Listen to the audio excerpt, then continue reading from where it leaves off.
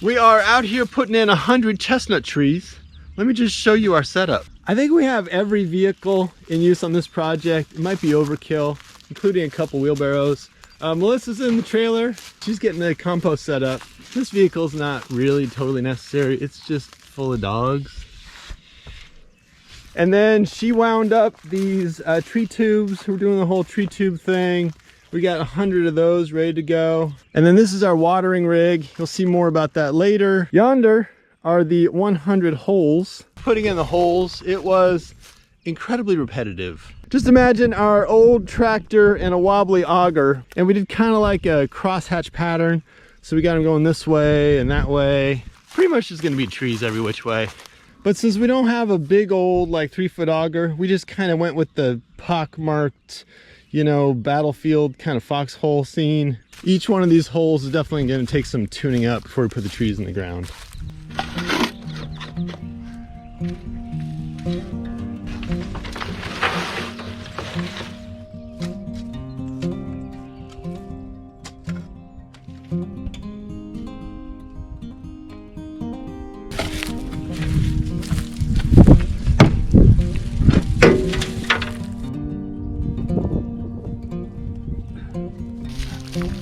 I do right now.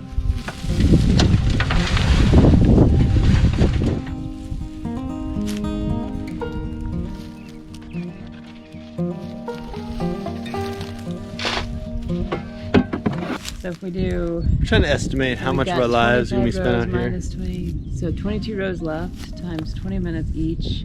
440 minutes divided by 60. 7.3 hours. 7.3 hours left or Yes, total?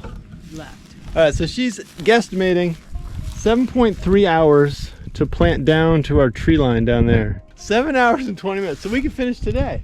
By like 7 o'clock tonight. 7 o'clock tonight by dark. And let's see if we take a line. We got a hole, we got a tree inside the tube that you can't see. I still don't understand this whole like, let's put the trees in the tube.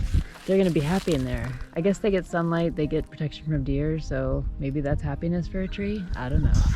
Wait, why don't you like the idea of putting a tree in a plastic tube? It just seems unnatural. It's just weird, right? And then there's a stake. Like I've been told there are gonna be leaves in there and it's gonna like grow into a tree and you're gonna pop the tube off and it's gonna be like magically like. I'm so skeptical.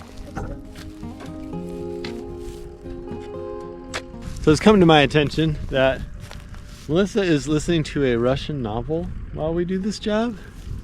She got like the clandestine earbuds in and everything seems normal. Like we're just working and stuff and talking. But meanwhile, she's got, what is it? Crime Punishment? Anna Karenina. Anna Karenina on the headphones.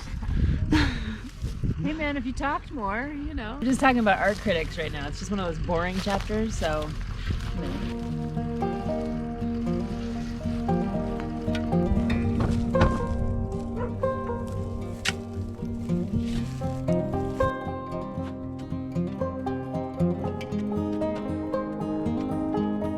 All right, we've got 20 trees in the ground, so we're gonna water those in.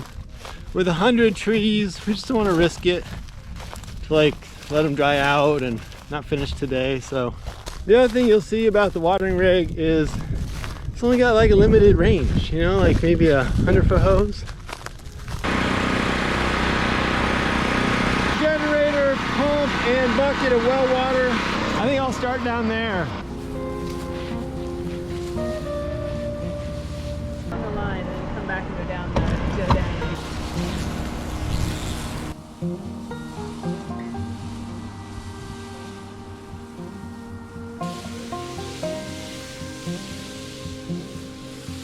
I'm just worried about the trees. What about it? Well, like this one's not centered, so like if it grows big, you know, it's like, It's not centered? but how big is it gonna get? How centered do you want it to be? Like in the center. This is a 26 tree, and it's going pretty good. We've got, I mean, I wouldn't call it totally rocky soil, but we've got some rocks in our soil. And we watered in, I think we watered in like 20 of them, or something like that. So we're kind of going in batches. There's a member of the crew who thinks we're gonna work until it gets dark today. And there's another member of the crew who is ready for a snack right now. I'm the snack one. Oh no, I thought I was the snack one. This job has me thinking about my tree karma. Since I cut down so many trees, you know, it's kind of good to plant some. The other thing is that we do this every spring. Like we've been for years now putting in like 100 trees, 200 trees or something like that in the springtime. We usually have the best luck with like Norway spruce, blue spruce, stuff like that. I think this is our first time doing any kind of nut tree. Nut tree. All right, this is also the second variety that we're putting in. These are the sleeping giants. It's known as Sleepy G. Sleepy G. Sleepy G.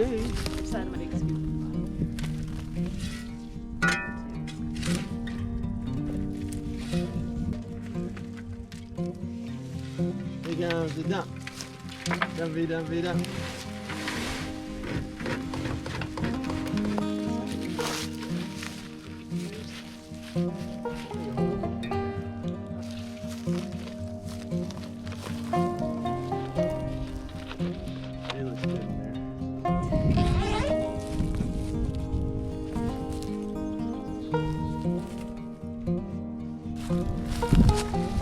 Should we get more compost? Yeah, let me get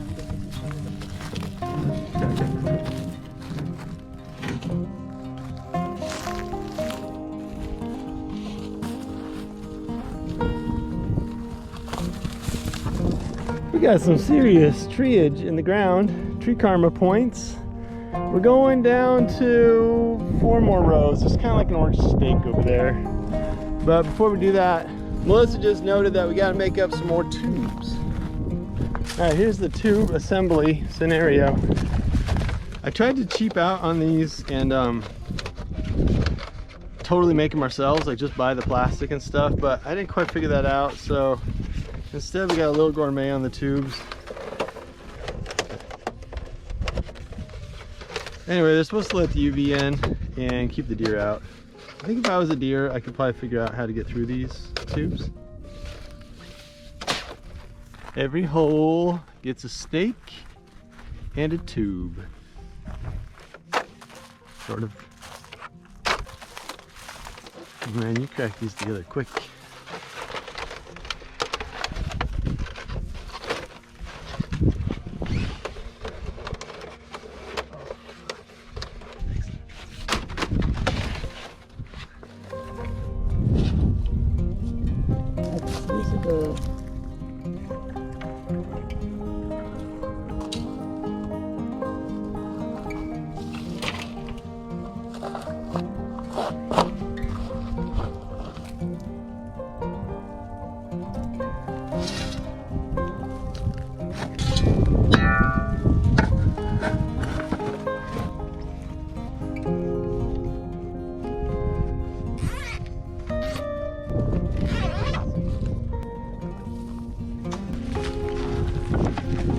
There's a couple more rows to go. It's gotten all kinds of windy, but it's not supposed to rain for a couple days, so that's good.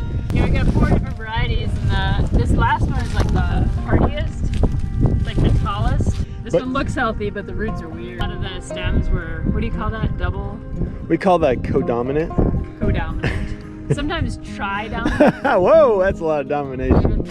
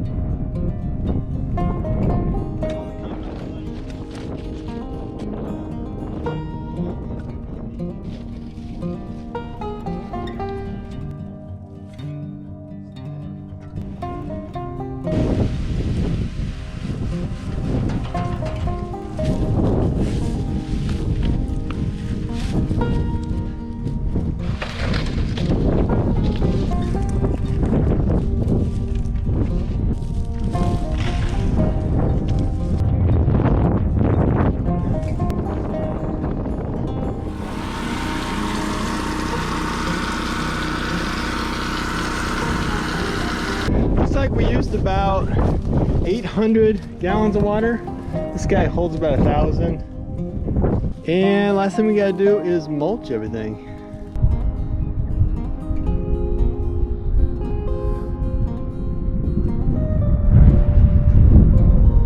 Mulch mobile is in action. Melissa's driving, I'm mulching.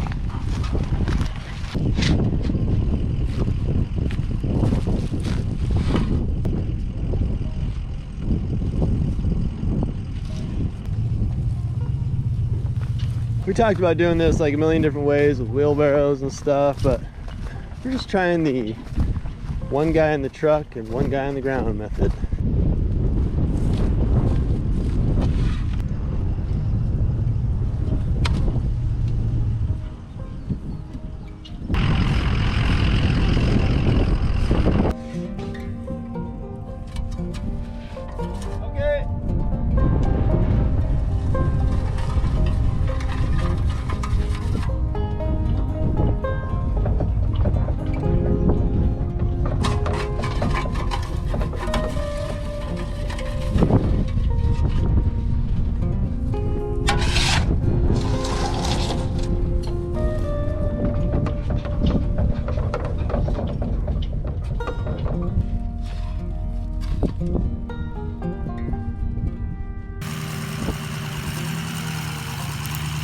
So that pretty much wraps up the tree planting.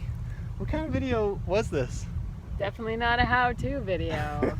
There are definitely some mighty fine how-to videos on the interwebs about planting trees, but this is just the story of how we did it. How we might do it again. Thanks for checking it out.